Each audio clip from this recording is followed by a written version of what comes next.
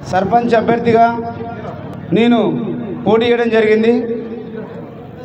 ఈ పోటీలో నేను నిలిచినందుకు మన గ్రామంలో ఉన్నటువంటి ప్రతి ఒక్క కుటుంబం నుంచి భారీగా తరలి వచ్చి వెంకటరెడ్డి నువ్వు అధికారులు లేనప్పుడే, ఒక హోదాలో లేనప్పుడే గ్రామంలో ఉన్నటువంటి సమస్యల మీద పోరాటం చేసి అధికార పార్టీ లేకున్నా ఏ పార్టీ ఉన్నా లెక్క చేయకుండా నువ్వు గ్రామంలో ఉన్నటువంటి కొన్ని సమస్యల మీద పరిష్కారం చేయడం జరిగిందని, అదేవిధంగా మన గ్రామంలో ఉన్నటువంటి ఏ సమస్య మీదైనా నువ్వు తప్పకుండా దానికి ధర్మంగా మాట్లాడి ఏ పంచాయతీ అయినా లేకపోతే కుటుంబ సమస్యలు కానీ ఊళ్ళో ఉన్నటువంటి పనుల మీద ప్రతి దాని మీదైనా సరే ఏ దాని మీదైనా సరే నువ్వు నిజంగా న్యాయం చేస్తావని, ప్రతి ఇంట్లో నుండి మన గ్రామంలో ఉన్న ప్రతి ఒక్క ఇంటి నుండి ప్రతి ఒక్కరు అన్న నువ్వాడు, తమ్మి నువ్వాడు, బిడ్డను నువ్వాడు అని చెప్పి నాకు మద్దతు ఇచ్చి నాకు సర్పంచ్ అభ్యర్థిగా నామినేషన్ వేయడం జరిగింది.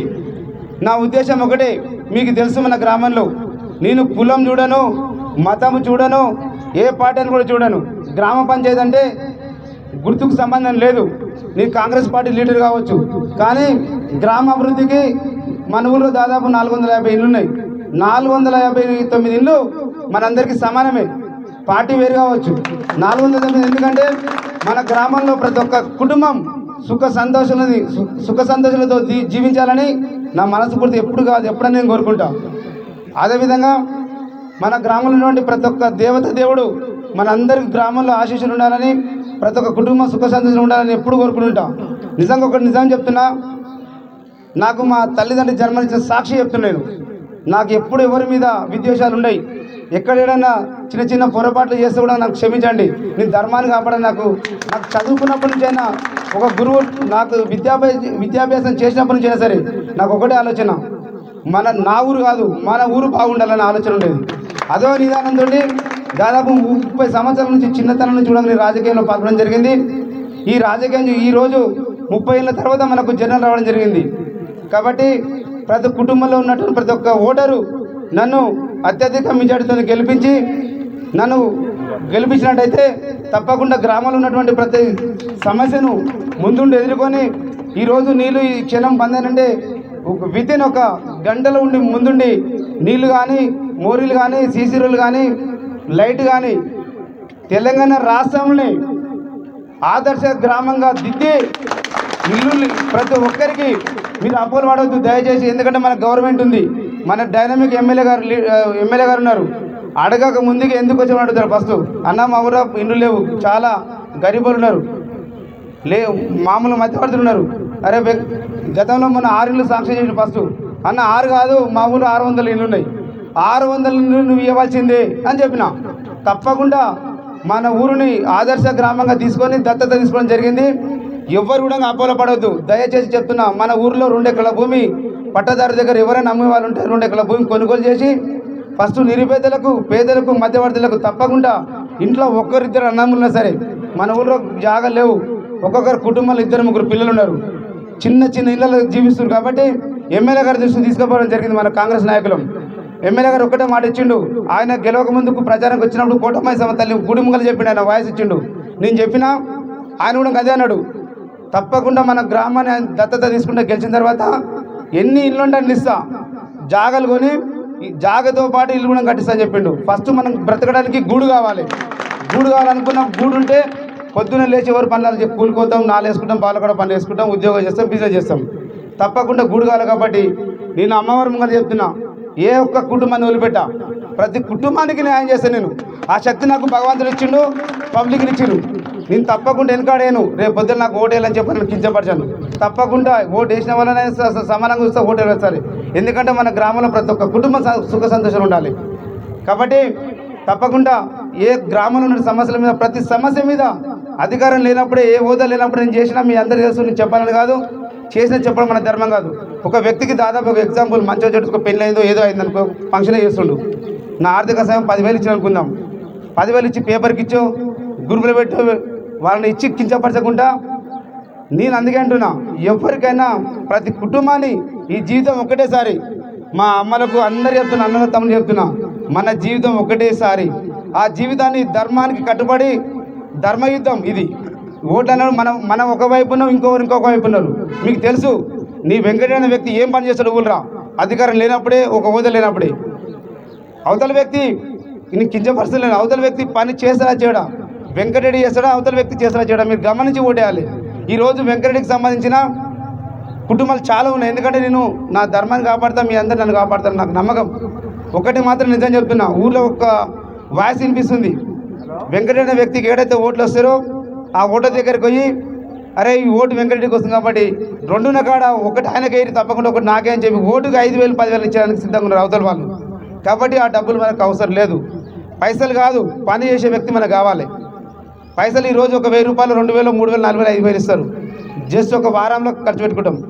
మనం భూములు ఉన్నా లేకున్నా ఒక రోజు కూలిపోతే 500, 1,000 రూపాయల దాకా సంపాదిస్తున్నాం. నేను ఇచ్చిన, అతను ఇచ్చిన 1,000, 2,000, 3,000 ఇస్తాం. ఒక వారంలో ఖర్చు పెట్టుకుంటాం. కానీ ఊరు అభివృద్ధి కుంటుపడుతుంది, మన ఇంటి ముందు కుంటుపడుతుంది. ఇప్పటికీ మన ఊళ్ళో సమస్యలు ఉన్నాయి. సరిగా మోర్లు లేవు, సీసీ రోడ్లు లేవు, లైట్లు సరిగా లేవు, స్తంభాలు ఏవి లేవు. ముఖ్యంగా మన గ్రామంలో 128 మందికి పట్ట పాస్బుక్లు లేవు.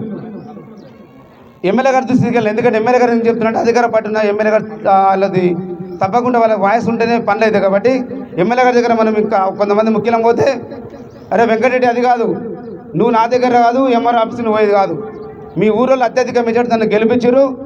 ఆ మాట ప్రకారంగా గ్రామ పంచాయతీ దగ్గర నేను 2 రోజులు అధికారం పెడతా, ఈవెన్ ఆ ఎంఆర్ఓ కాడికి వెళ్ళి కలెక్టర్ దాకా మీ ఊరికి పంపిస్తారు, 2 రోజులు అన్నం పెట్టరా అన్నాడు. అన్న తప్పకుండా మా ఊరికి న్యాయం చేస్తుంటే ఇంత ఎన్ని వేలు ఖర్చైనా సరే వాళ్ళకు భోజనం పెట్టి పండుకోవడానికి అన్ని వసతులు కల్పిస్తాను చెప్పిన. నిజంగా చెప్తున్నా, అమ్మవారి ముంగలుండి. అబద్ధం ఆడడం కాదు, ఓటు కోసం అబద్ధం కాదు. తక్షణమే మనం గెలిపించిన తర్వాత ఈ నెలలోనే గ్రామ పంచాయతీకి తీసుకొచ్చి మన గ్రామంలో ఉన్న పట్టా రైతులకు పాస్బుక్లు తక్షణమే ఒక 10 రోజులలో ఇప్పించి పాస్బుక్ ఇచ్చే బాధ్యత నాది.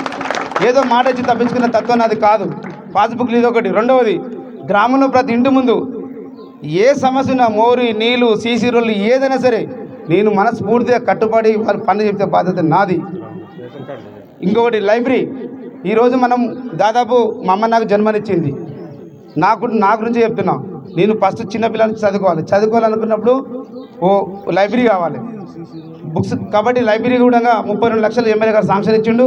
ఫస్ట్ విడత 10 లక్షలు ఇచ్చిండు. మన కుమ్మరి పార్లమెంట్ పక్కన జాగుంది, దానికి ఏదో వెంకటేశ్వర యూత్ క్లబ్ అని ఒకటి గతంలో మన పెద్దలు మాకు అప్పయ్యడం జరిగింది. దాని మీదనే ఎమ్మెల్యే గారు 10 లక్షలు ఫస్ట్ శాంక్షన్ ఇచ్చిండు.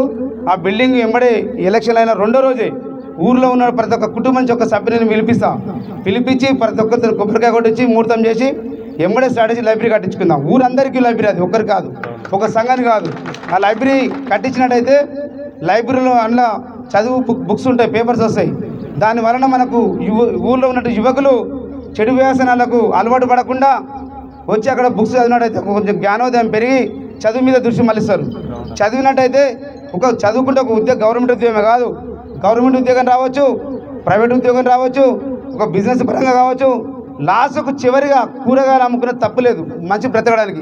కనీసం కూరగాయలు అమ్ముకుంటే మనం డబ్బులు ఇస్తున్నప్పుడు లెక్క పెట్టుకోవడానికి అయితే చదువురాలి కదా, లెక్క వేయడానికి అయితే చదువురాలి కదా. మనం చదివిన ప్రతి వ్యక్తికి ఉద్యోగం కాదు, చదువుకుంటే మనకు భవిష్యత్తు ఉంటుంది. కాబట్టి లైబ్రరీ మాత్రం తప్పకుండా ఎంబడే కట్టిస్తాం, ఎమ్మెల్యే గారు ఇచ్చారు.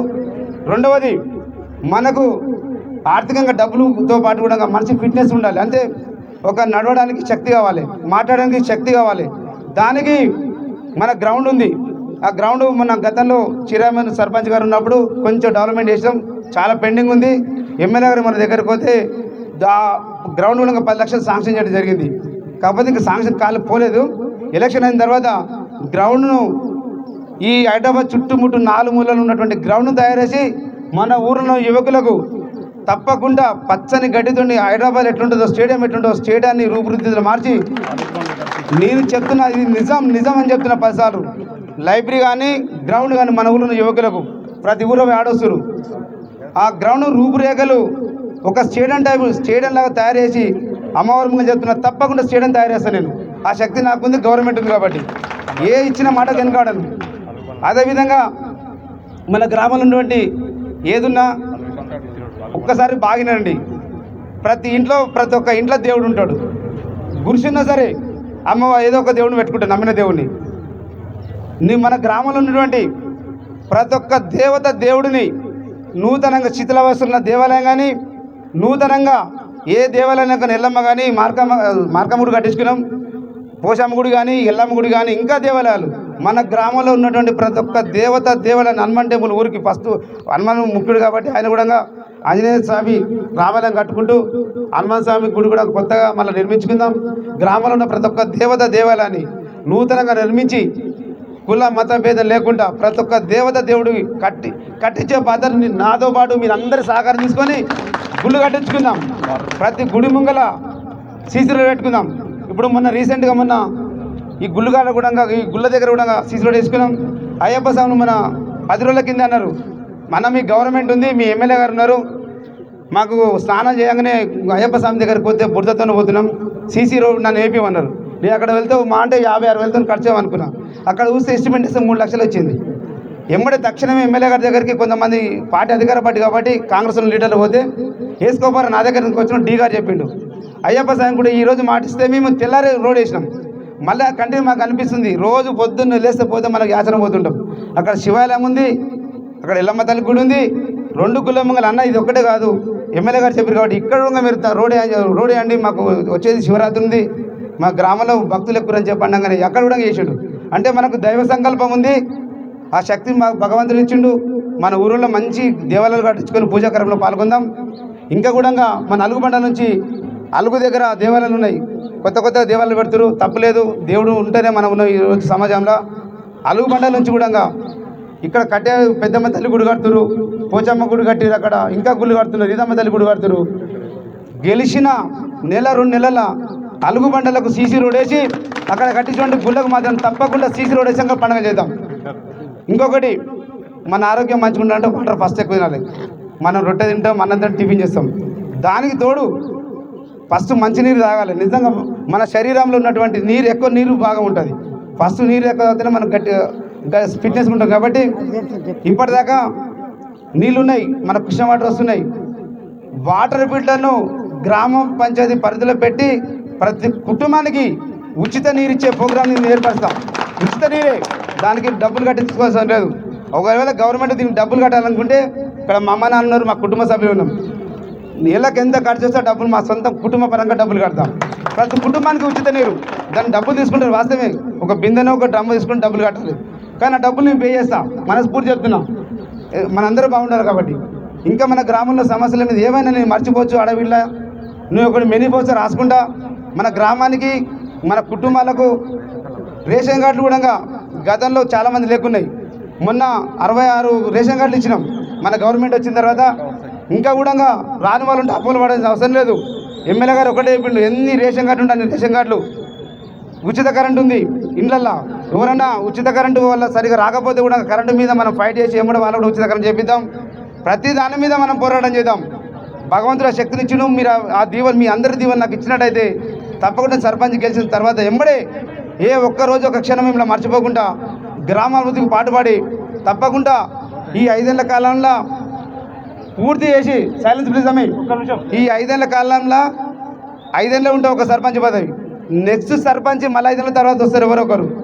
నేను మనస్ఫూర్తి చెప్తున్నా, మళ్ళీ 5 ఏళ్ళ తర్వాత వచ్చే సర్పంచ్కి ఒక్క పని కూడా దొరకకుండా పనిచేస్తాం. ఇది పచ్చి నిజం చెప్తున్నా. మళ్ళీ వచ్చే 5 ఏళ్ళ సర్పంచ్కి ఎవరికైనా ఏడన్నా రోడ్ వేద్దామంటే రోడ్డు దొరకద్దు, మోరు వేద్దామంటే మోరు దొరకద్దు, ఖాళీ జాగున్నాయ్యా. కడప దాటితే సీసీ రోడ్డు, గేటు తీస్తే సీసీ రోడ్డు మీద అడుగు పెట్టాలి. మన ఎమ్మెల్యే డ్యామేజ్ లీటర్ ఉంది కాబట్టి ఆయన కాదన్నాడు. తప్పకుండా నేను ఇచ్చిన హామీ ప్రకారం అమ్మవారి కుటుంబంగా చెప్తున్నావు, ఎక్కువని మర్చిపోను, మన ఊర్లో ఒక్క కుటుంబం కూడా మర్చిపోనని మనస్ఫూర్తిగా దైవ సాక్ష్య ప్రమాణం చేస్తున్నా. మీరు ఓటేసి ఉంగరం గుర్తుకు ఓటేసి గెలిపించినట్టయితే తప్పకుండా ఈ అభివృద్ధి కార్యక్రమం చేసుకుందామని మేమందరినీ వేడుకుంటున్నాం.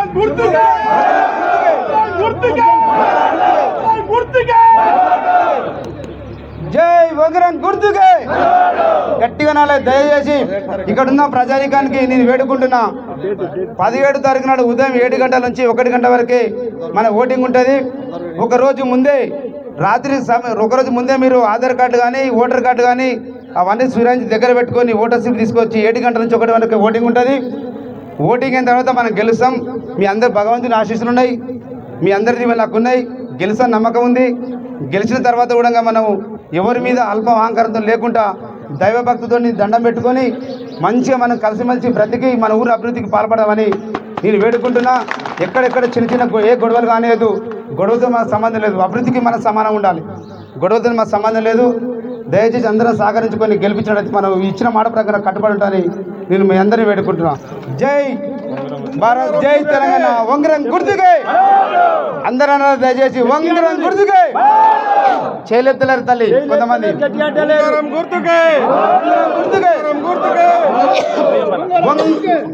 వంగరం గుర్తుకే ఇంకా గట్టి రావాలి. ప్రతి ఒక్క మన ఊళ్ళున్న ప్రతి ఒక్క దేవత దేవుడికి వినపడాలి, మన గ్రామంలో ఉన్న ప్రతి ఒక్క కుటుంబానికి వినపడాలి.